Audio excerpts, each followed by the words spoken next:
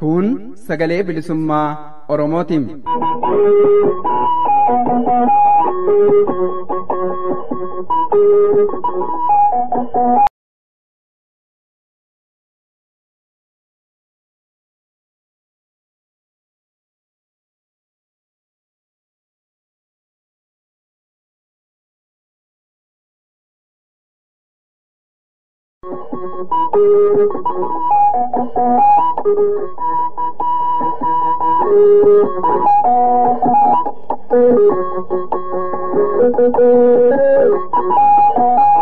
Kun sagalee bilisummaa Oromootiin.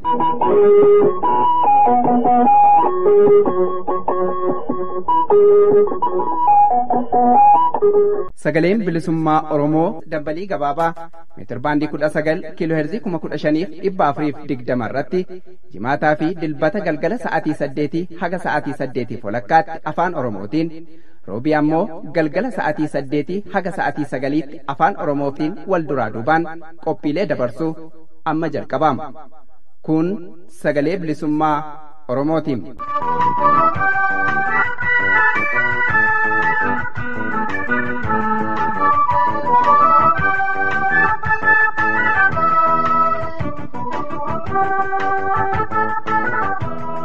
Kabajamtoota dhaggeeffattoota keenya akkam jirtu, nagaan keenya kabajaa bakka jirtan maratti sinaa dhaqqabu. Keessummeessaan keessan guyyaa har'aa murataa sabaatii harri gurraandhala 5 bara 2023. Sagantaa keenya har'aa keessatti qophiilee lama qabannee dhihaannee jirraa hordofuuf akka isiniif tolutti wal duraa duuba isaanii isin beeksifna. Akkuma aadeeffatame jalqaba oduutu gama keessan ga'a. Tooftaa ittiin walloo cabsan mata duree jedhu jalatti qophiin qindeeffannee oduttaan sun isiniif dhihaata. Tibba darbee godina Wallaggaa ba'aa magaalaa Aannoo keessatti dargaggoonni kan keessatti heddummaatan namoonni 15 waraana mootummaan ajjeefamuu gabaasuun keenya ni yaadatama. Dhimmuma kana qulqulleeffachuudhaaf jiraataa magaalaa Aannoo kan ta'e nama tokko dubbifnee jirra. Xumura sagantaa keenyaa ta'ee dhihaata. Jalqabaa hanga xumuraa nu wajjin turaa isiniin jecha gama oduu yeroo kanaaf qabannee dhihaanneetti isin dabarsina.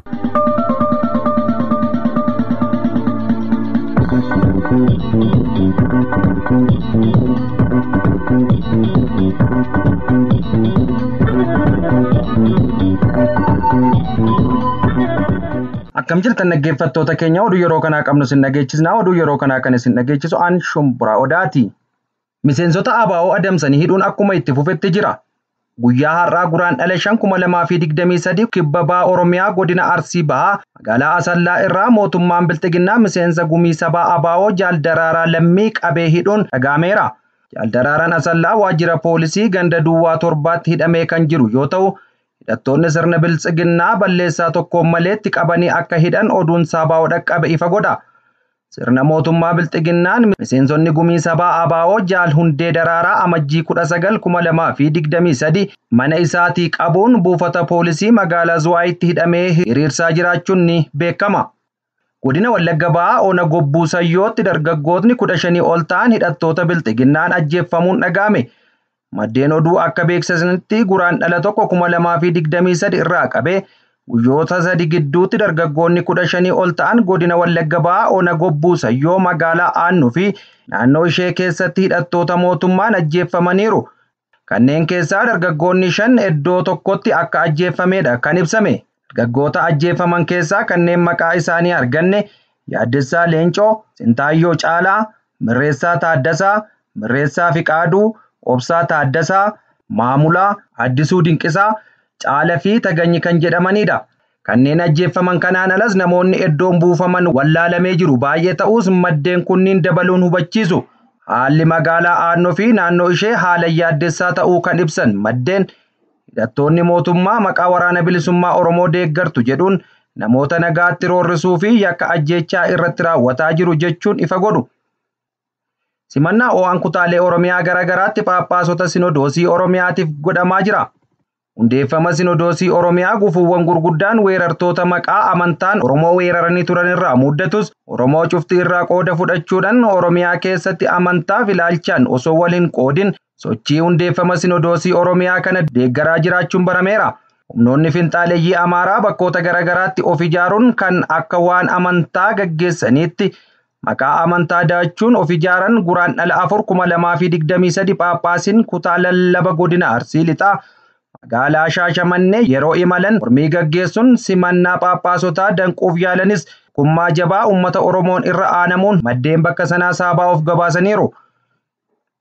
Kaabinoonni godina Booranaa maqaa uummata Oromoo Booranaatiin daldalaa jiraachuun beekame.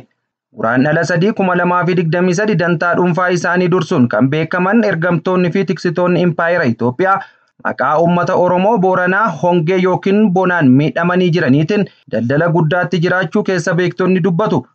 Piippiin godina Booranaa uummata hongeen miidhame gargaarra jechuun jettoota mootummaa daldaltoota akkasumas afooshaalee garaagaraa irraa qarshii walitti qabuun dhimma dhuunfaaf oolfachaa jiru. Haaluma kanaan baatii 3 dura godina Booranaa aanaa mi'ootti maqaa deeggarsa uummataatu hongeen miidhame jedhuun mindaa hojjettoota mootummaa aanichaa irraa parsantii 50 qarshii miliyoona 6 fi 500,000 fi daldaltoota irraa immoo miliyoona 1 fi 500,000 walumaa galatti qarshii miliyoona 8 walitti qabanii turuu fi qarshiin sassaabame kun osoo sababa walitti qabameef irra hin oolin dantaa kaabinootaaf oolee jiraachuu oduun keessoo bilxiginnaa ona mi'ootii bahe ni addeessa. Kun kanaan osoo jiruu ammas qarshii walitti qabachuuf maqaa deeggarsa uummataa jedhuun hojjettoota fi daldaltoota mariisifna yoo jedhan hojjettoonni qarshii duraatu nuuf fidaa kanaan booda harka keessanitti qarshii nuti baafnu hin jiru jechuun wal diddaa cimaa agarsiisanii jiru. Piippiin immoo dirqamaan akka guurrattu hojjettoota doorsisaa jiraachuu fi daldaltoonnis kanaan booda uummata keenya yoo gargaarre ofuma keenyaa koree filannee gargaarra malee harka keessanitti hin kenninu jechuun didaa jiraachuun beekameera. Gaan kabajamtoota dhaggeeffattoota fi daawwattoota keenya oduun raadiyoo sagalee bilisummaa Oromoo har'aaf qabannee dhiyaanne asirratti raawwannee jirra. Sagantaalee raadiyoo sagalee bilisummaa Oromoo biroo hafan waliin turtii gaarii isiniin jenna.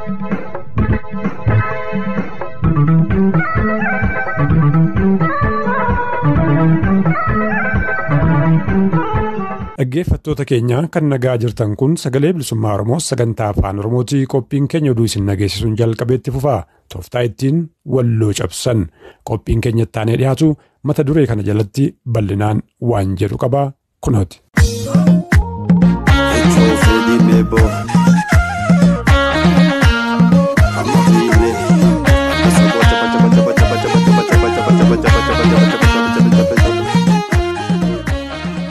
Tooftaa walloo cabsuu.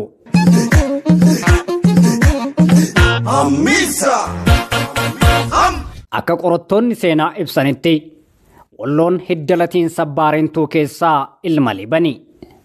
Liiban ilma Dullachaa. Dullachaa ammoo ilma Karrayyuu. Karrayyuun kan Baarentuuti. Oromoonni walloo waggoota 400 oliif murna daangaa babal'ifattoota Amaaraa fi bulchitoota isaanii waliin wal lolaa jiru. Oromotti guddifamee loltoota fardeen Oromootiin bara 1607tti Gondaritti kan aangoo mootummaa qabate Susiniyoos bara 1608tti bakka Odaa Wuquroo jedhamutti Oromoota walloo waraanuu eegale. Ilma isaa Faasilidasiin itti fufee hanga Teediroosii fi Yohaannis Arfaffaatti Minilikii fi Haayile Sillaasee irraa hanga Dargii fi Wayyaaneetti sirnoonni dhufaa darbaa kan ummata wallootti hin duulin hin turre. Kallattii hundaan duulli waraanaa itti bobba'aa oolullee Oromoonni walloo gootummaadhaan lolanii diina injifataa har'a gahan. Sirna Habashootaa isaan lolu injifatanii masaraa mootummaa Gondar qabatanii waggoota 80 oliif bara 1769 hanga 1854tti Oromoonni walloo gosti warra Yejjuu yookaan warra Sheek Gondariin bulchaa turu seenaan ragaa baha. Barri bulchiinsa warra Yejjuu kun baay'ee dimokiraatawaa fi naannootti mirgi ofiin of bulchuu akka kabajamaa ture seenaan ni ibsa. Kufaatii bulchiinsa warra Yejjuutti aane Teediroos bara 1855 aangoo qabachuun ilmaan Oromoo walloo irratti lola labsuun duguggaa sanyii irratti raawwataa ture. Bara bulchiinsa isaa keessaa Oromoonni walloo 12,000 ol haala suukaneessaatiin ajjeefamaniiru. Mana hidhaa keessatti billaa yookaan qoncoraadhaan namoota hedduun ajjeefameera. Uummata meeshaa maleeyyii irraa harka lamaan muramee mormatti maree hiriira galchuun magaalaa keessa naannessee akka gootummaatti ittiin dhaadateera.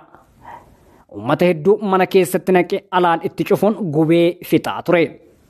Teediroos gochoota suukaneessoo Oromoota Walloo irratti raawwataa turus dhumarratti gootota Wallootiin ajjeefame. Loltoonni Warqituu fi Mastaawot lola cimaa waraana Teediroos waliin taasisaniin Maqdalatti masaraa isaa cabsanii seenuun gurraandhala 13 bara 1868 isa ajjeesan. Habashoonni garuu gootummaa ilmaan Walloo kana dhoksuuf akka waan loltoonni Ingiliiz Teediroosiin ajjeesanitti yookaan ammoo akka waan inni ofii of ajjeeseef seenaa dabsanii katabani. Teediroos ajjeefamee Takla Gorgis aangoo qabatee waggoota 4 Gondariin bulche. Achis mootii Tigraay kan ture Kaasaa Marcaa yookaan Yohaannis Arfaffaan kan duraan Oromoota raayyaa lolaa ture. Bara 1870 keessa gara Wallootti daangaa babal'ifachuun Oromoota Walloo waliin wal waraanaa ture. Murnoonni bulchiinsa Habashootaa kaayyoon isaanii inni guddaan biyya amantii tokko qabdu afaan tokko qofa dubbattuu fi sabuma tokko himattu hundeessuudha. Kanaaf Oromoota Walloo amaaromsuu yookaan yoo didan fixuu fi amantii isaaniis gara ortodoksummaatti jijjiirsisuuf lolaa turan.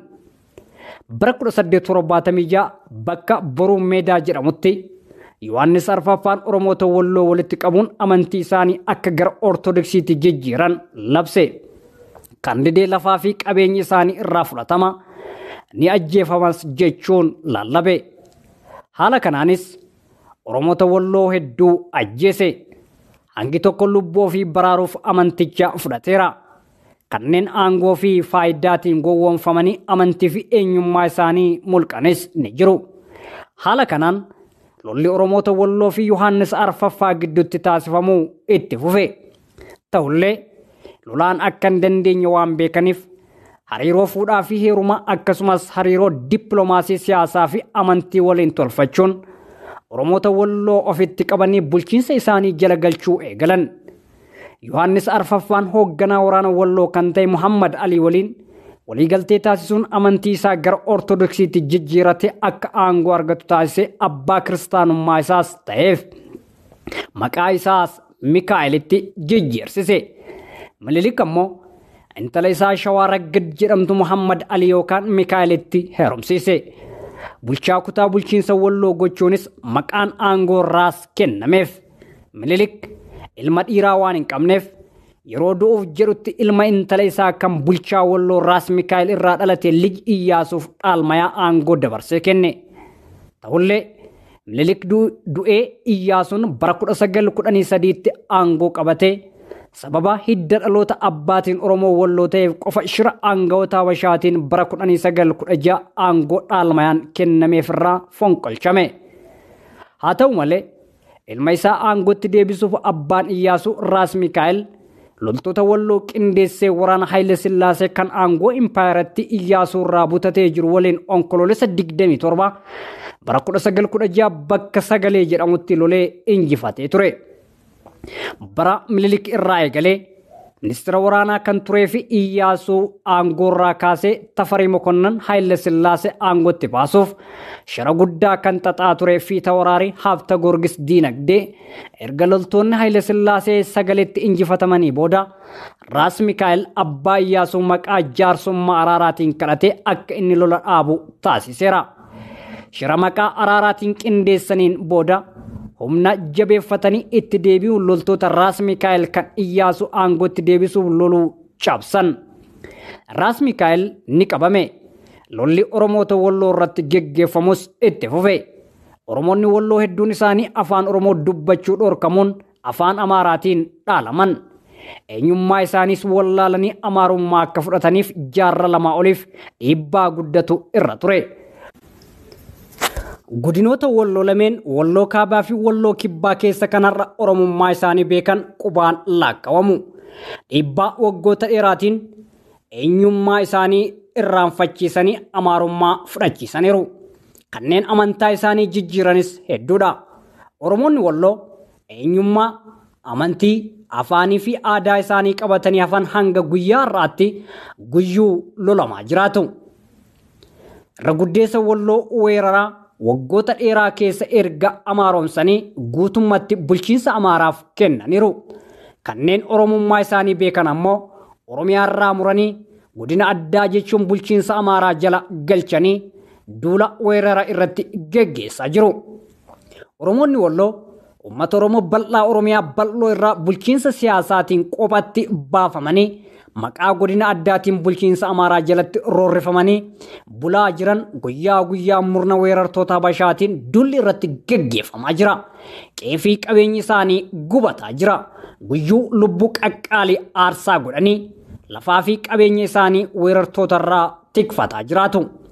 Lola qindaawaa torbaan darbe Amajjii 21/2023 humna addaa naannoo Amaaraa milishaa fi faannoo Amaaraatiin akkasumas qindeessummaa dhoksaa mootummaa federaalaatiin eegaleen torbaan tokko keessatti Oromoonni Walloo 150 ol ta'an ajjeefamaniiru. Dhibbootaan kan lakkaawamanis madaawaniiru. Manni fi qabeenyi isaanii hedduun gubateera. Kanneen kumaan lakkaawanis qe'ee isaanii irraa buqqa'aniiru. Gaaga'amaa fi miidhaa lubbuuf qabeenya isaanii irra ga'e hordofee loltoonnii fi poolisoonni federaalaa magaalota Walloo keessa qubatee dararama biraa Oromoota Walloo irratti raawwataa jira. Labsii yeroo muddamaa Command Post godinicha irratti labsuunis uummata Oromoo Walloo jumlaan qabee hidhaa saamaa fi ajjeesaa jira. Hidhattoota Amaaraa uummata Oromoo Walloo fixaa turan irratti tarkaanfii seeraa fudhachuu osoo qabanii isaan dhiisanii uummata Walloo ajjeefamaa fi miidhamaa ture irratti lola biraa maqaa Command Postiitiin geggeessaa jiru. Kun ammoo mootummaan federaalaa lola hidhattoonni naannoo Amaaraa duraan Oromoota Walloo irratti geggeessaa turan akka tumsaa ture mul'isa. Yeroo humni addaa Amaaraa hanga humna isaa uummata Walloo lolee dadhabutti humni mootummaa federaalaa dabaree isaa itti dabre ummaticha lolee cabsuuf tooftaa fayyadamaa jiraachuu isaati. Uummanni Oromoo bal'aan lola qindaawaa dabareedhaan maqaa jijjiiratee Oromoota Walloo irratti geggeeffamu kan cal'isee ilaaluu hin qabu. Birmachuu fi qaba. Sirna maqaa adda addaatiin Oromoota Walloo irratti lola geggeessuun duguggaa sanyii irratti raawwataa jiru kanatti Oromoon fincilee ofirraa dhabamsiisuu qaba. Oromoon marti hiree tokko waliin qaba. Diina waloo isaa irratti waliin duulee bilisummaa fi mirga abbaa biyyummaa isaa gonfachuu irree tokkummaatiin qabsoo jabeessuu qaba.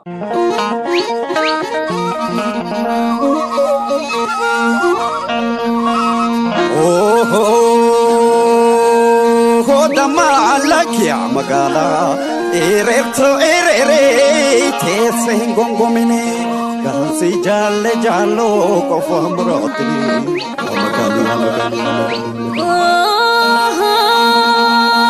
damalakia magala si jalle dabona si jipanda dabe atis dalle ormani si mandabe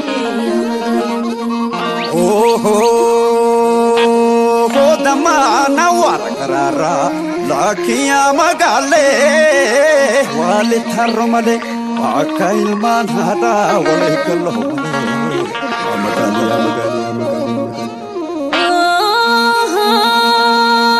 damalakia magala hindere tamale shampokoni dalu sinjala namale wasifana dalu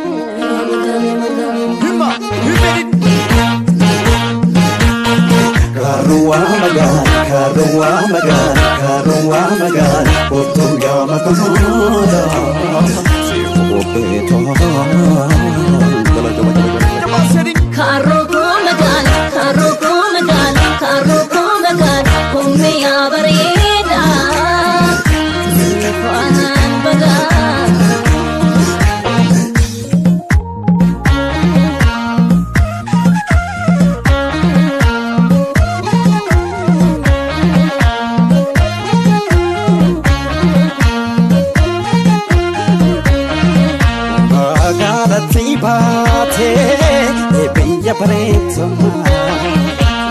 Magalati bade ebiya baren thoma ane bifa fi dalota nanga fisi homa Fafida lotan anga fisi homa ame ol batulera ya ame gati warawayo ol batulera ya ame gati warawayo una kabe fake ane selekin sodayo akabe faketi ane selekin sodayo ane kojongar jala ane kararung kabani ane kojongar jala ane kararung kabani ane selekin santre ane simaleng kabani ane selekin santre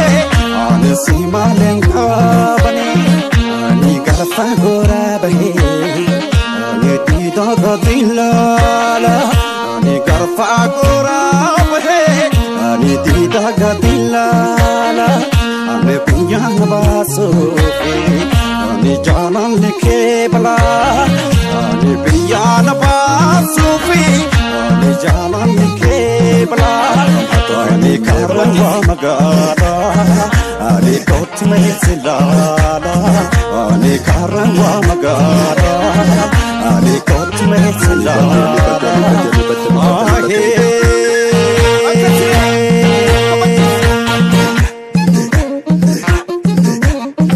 Amisa Echo Freddy Mebo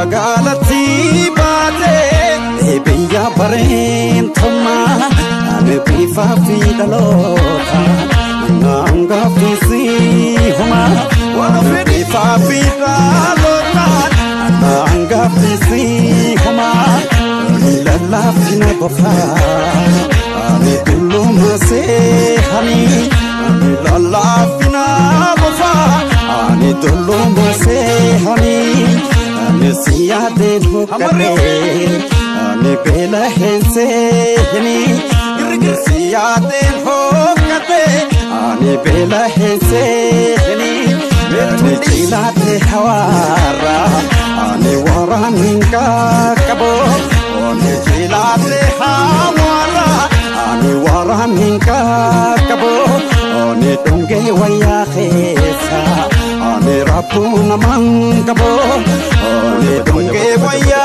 khesa ane rapuna mangabo ane ofat sukare ane heto masari khe no ofat sukare heto masari khe no ofat tharpa ane jama shroba khe no ofat tharpa ane jama shroba khe ane karwa magala ane kotume silala ane karwa magala ane kotume silala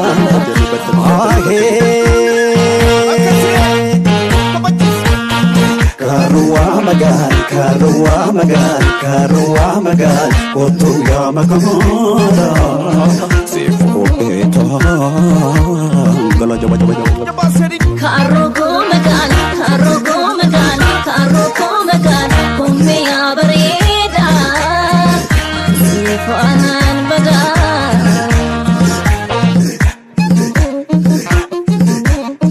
Amisa Dhaggeeffattoota keenya amma qophii keenya xumuraarra geenye jirra. Tibba darbee godina Wallaggaa Bahaa magaalaa Aannoo keessatti dargaggoonni kan keessatti heddummaatan namoonni 15 ol ta'an hidhattoota mootummaan ajjeefamuu gabaasuun keenya ni yaadatama. Dhimma kana qulqulleeffachuudhaaf jiraataa magaalaa Aannoo kan ta'e nama tokko dubbifnee jirra. Muuziqaa ce'umsaa kanaan itti sinceesifna.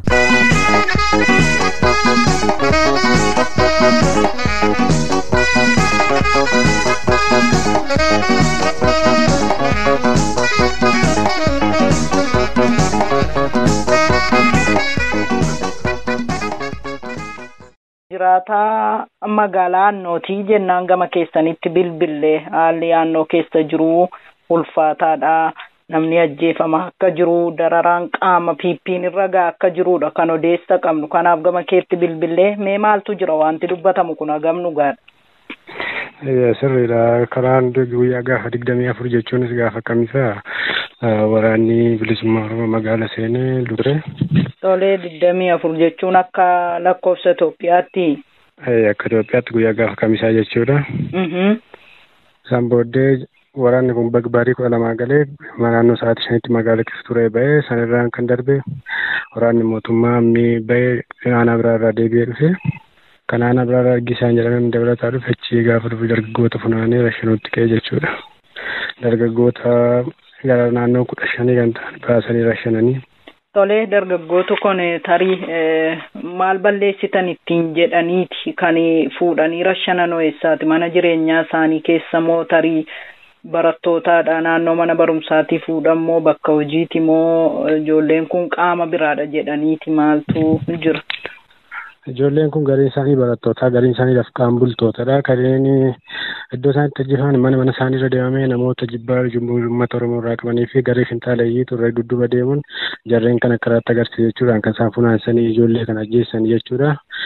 Ijoollee walitti qabaniiti ijoollee 5 bakka tokkotti kan isaan rashan barattoota qabaa tokkollee hin beekan. Akka jara kana ijoollee dhufeenya takka illee hin qabaanne fi namoota dhimma isaanii jiraatan karaa marraa qabaniiti wal faana rashananii sana darbee ammaarraatti uummati wabii hin qabu shororkaa jira. Uummati baay'ee haala yaaddessaa fi akka ulfaata keessa jira. Tolemee qaamni manarra deemeetti argisiise jettu kun qaama kamiidha? Warri itti argisiifamu yookaan warri qabee rashane kunoo qaama mootummaa keessaa ta'e siin jechuu kooti amma waraanni mootummaa humna addaa Oromiyaa jira federaalli jira warra kana keessaa warra kamiidha qaamnati dura bu'eetti argisiisaa yookaan funaansisaa jira jette kunoo eenyudha? Qaamni dura bu'ee funaansisu garee finxaaleeyyii Amaaraa aanaa keenya kan qubatanii magaalaa keenya kan jiran kan hidhatanii jiranidha. Jibbaa saba keenya irraa qaban irraa kan dura bu'uudhaan raayyaa ittisa fuuldura bu'anii qabanii itti agarsiisan nama walitti dhufanii tokkollee hin qabne hirmaala deemanii jibba dhuunfaa qaban irraan kan itti agarsiisan raayyaan ittisa biyyaa immoo funaanee iddoo tokkotti walitti qabee barataa 5 isa kaan kosii irratti isa kaan mana keessatti ol ta'e dubartoota illee tuun hambisiin haadholiin abbootiin tuun hafiin namoota achi buuteen isaanillee dhabamee hin argamne illee ammarraatti akka jiranidha kan nuti beeknu. Namoonni achi buuteen dhabaman jettu kun sababa rakkoon kun uumameef tarii baqataniiti moo jara kanatu fuudhee deemee dhabamsiise? Bakka hojii isaan hojjetan bakka dafqaan bultoota jijjiiru bakka naannoo keenya agiroo industirii naannoo kan jedhamu jira qaansiraa kan hojjetan hojii guyyaa kan hojjetan jechuudha hojii humnaa. Jarreen kan iddoo isaan hojii humnaa hojjetaniiti fuudhanii jiruuf najjeefamanii isaan hin baranne dargaggoota yoo xiqqaatan hamma irra du'anii ol jiranidha. Kanarra darbee immoo ijoollee sabboontota illee kan torban darbeetu dhukaasni kun lolli kun hin jalqabe. Manidhaa keessaa fuudhanii bakka isaan buusan hin baramne ijoollee sabboontota jedhamanii fi kan yeroo adda addaatti manidhaa jiran fuudhanii bakka isaan geessan illee hin baramne. Haalaan akka keessa jiru kanadha. Kanarra darbee immoo ammas haala akkaan yaaddessaa fi ulfaata ta'e keessa jira sabni keenya. Tolemee namooti 5 barattoota bakka tokkotti rashanamanii jettu kun tarii maqaa isaanii argattee taalaata warra bakka tokkotti ajjeefaman kana 5. Barreessaa Taaddasaa, Obsaa Taaddasaa, Barreessaa Fikaaduu, Dinqiisaa fi Tageen kan jedhaman jarri kun bakka tokkotti akka isaan rashanaman. Warri kun warra bakka tokkotti ajjeefamanidha. Bakka tokkotti diichiirra dhaabanii asfaaltii irratti akka isaan rashanan jara kana.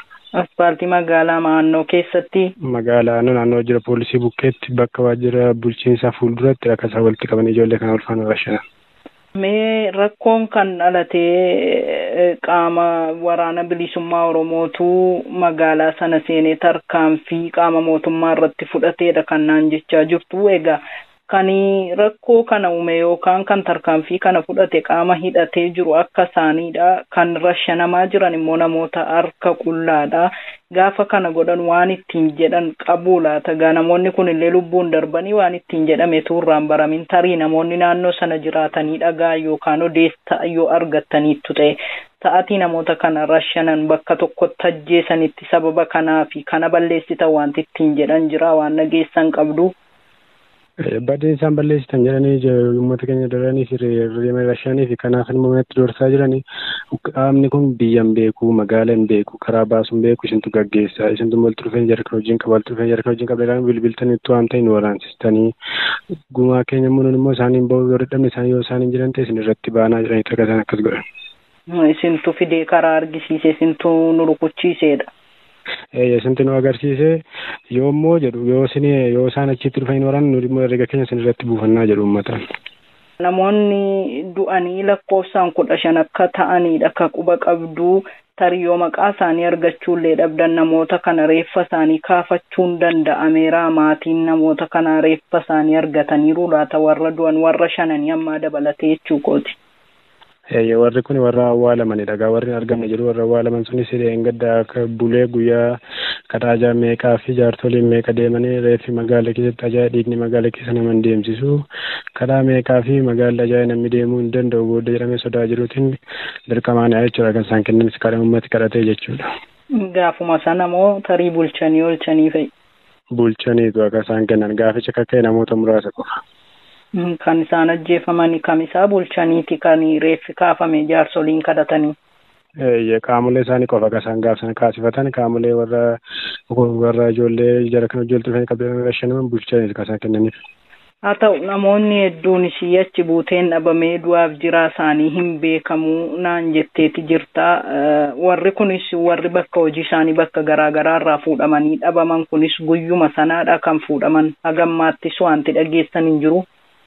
Hagammaatti wanti dhaga'aman jiru guyyaa gaafa sanaa galgala akka naannoo sa'aatii 6 booddee akka isaan namni fuffunaa namutti ka'ee hammi rashaname hammi kaan immoo iddoonni bu'ee fi lafa inni jiru ammaatti kan hin baramne kan isaaniin qabame kan baqatee osoo hin taane kan harka isaaniin qabanii fuudhanii deeman kan isaan tumaa magaala keessa deemsaa turan amma garuu kan isaan bakka isaan hin jirre beekamnedha jarri kun. Namoota achi buuteen dhabame kana yoo tarii maqaa argachuun yoo isinitti ulfaate lakkoofsa isaanii yoo waan qabdan tarii maatiin nama ganaanna jalaa badee jedhee odeessuma argattaniin lakkoofsi isaanii hagam akka ta'e waan adda baafattan jira. Hagammatti akka qabatamatti kan jiru kan odeeffamu nama baay'eedha garuu kan akka ammaatti kan dhaga'e naannoo nama 8 akkas badaniiru achi buuteen isaanii dhabameera beekamanii sarratti dabalatee immoo hidhamtoonni illee akkasuma sabboontonni iddoo isaan buufamanii fi jiruuf hin jiranii isaanii illee hin beekamu isaaniis fuudhanii gara isaaniitti geessan hin beekamne. Mana hidhaa eessaa turan eessarraa fudhatamaniitu dhabaman? Manuma hidhaa magaalaa naannoo jiru keessa waajjira poolisii aanaa gobbuu soyyoma keessaa baasanii lafa isaan geessan hin baranne agarraatti.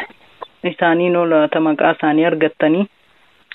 Isaaniin namoota muraasa si kaasuu nan danda'a namoota sadarfan tokko. Eeyyee. Tokko Geetaa Shifarraa jedhama. Mikaa'eluu kan jedhamu keessa jira. Kamasgeen kan jedhamu jira. Taarikuu kan jedhamu keessa jira. Darajjee kan jedhamu illee ni jira. Balaay kan jedhamu ni jira. Mirreessaa kan jedhamu ni jira. Ijoolleen baay'eedha kanarraan kan namoota isaan bebbeekuudha warri kun garuu kan fuudhamee sokke makiinaa tokko kan ta'anidha paatrooliitti godhamaniitu akka isaan baasan kan jedhame.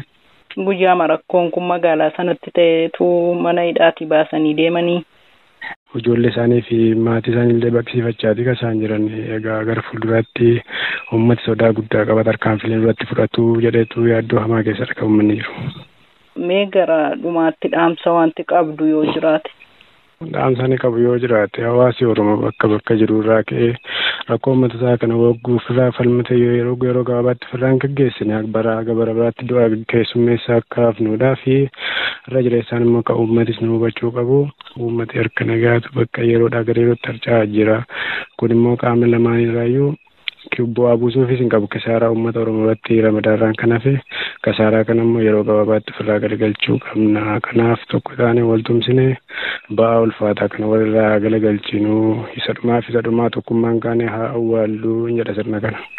Haa ta'u egaa yaada nuuf laatteef guddifneesi galateeffannaa ulfaadhu galatoomii jabaadhaa wanti haaraa yoo jiraate immoo walitti deebinaa maqaa sagalee bilisummaa Oromootiin guddisiinsi galateeffadha galanni kee bilisummaa ta'u. Ajee ulfaadhaan keessanillee.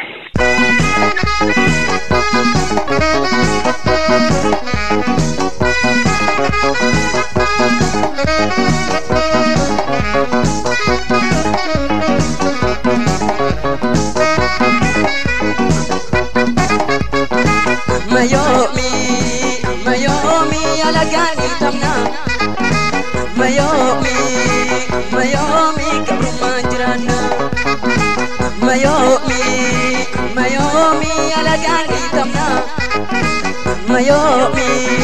Mayomi Karumanjirana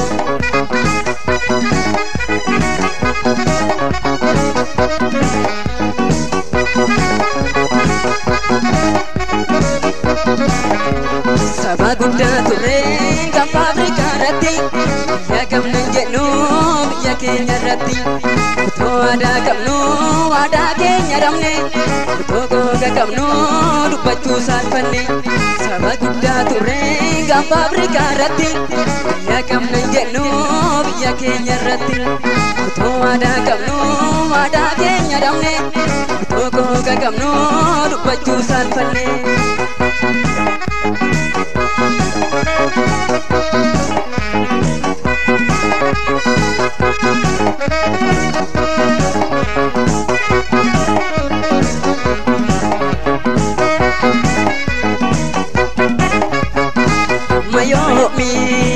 Mayomi alagani tamna Mayomi Karumanjirana Mayomi alagani tamna Mayomi Karumanjirana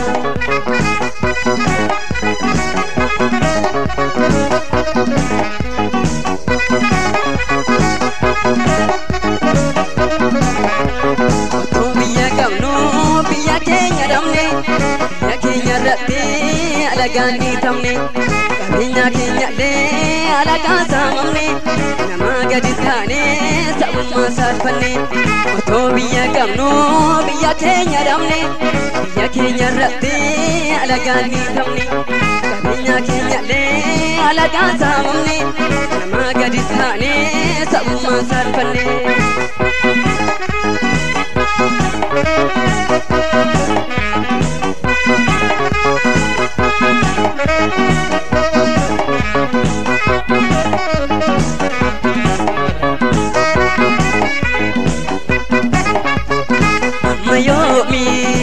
Mayomi alagani tamna Mayomi Karumanjirana Mayomi alagani tamna Mayomi Karumanjirana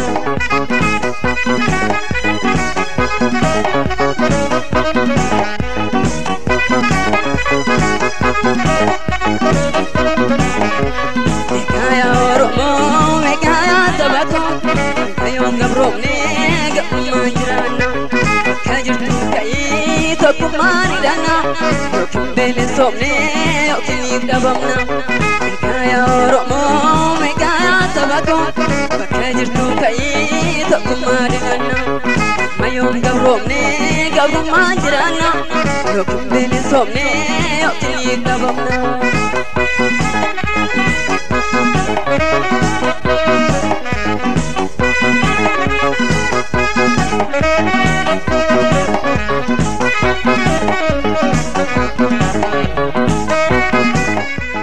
Egaan dhaggeeffattoota keenya jalqabarraa hanga xumuraattiin wajjin taatanii sagantaa keenya hordofuu keessaniif guddoo galatoomaa. Sagantaan keenya dilbata har'aas kanumaan raawwata. Sagantaa roobii dhufuun hanga walitti deebinutti nagaaf fayyaa keessanuuf tura. Injifannoo uummata Oromoof.